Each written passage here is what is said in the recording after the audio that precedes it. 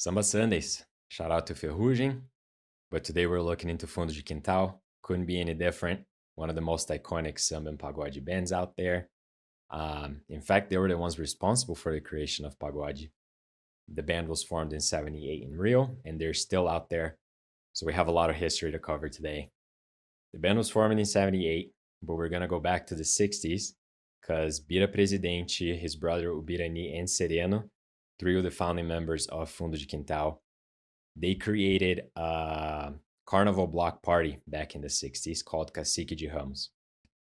Cacique de Ramos was a carnival block party, but carnival only happens once a year in February. So in the off season, they started just get together every Wednesday to play, and those jam sessions were open to everybody.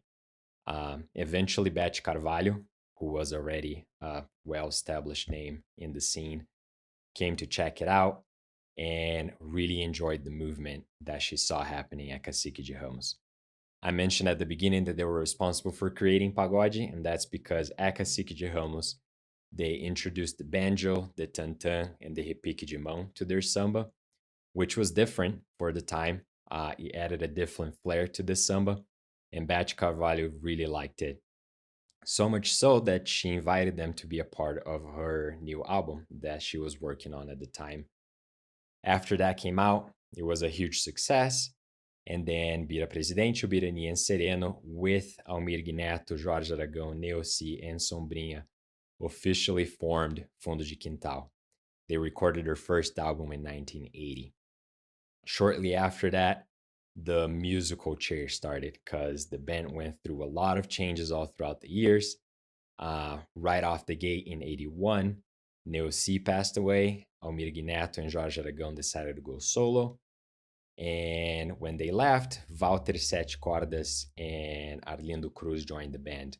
A lot of changes throughout the years. We're not going to cover them all. What is important to note, though, is that they recorded over 30 albums.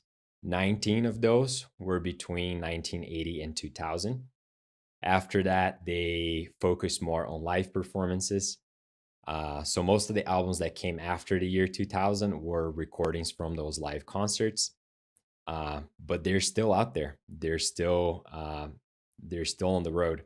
In fact, I pulled them up on Spotify as I was designing, and they're on tour right now. So if you want to check them out, you can grab a ticket.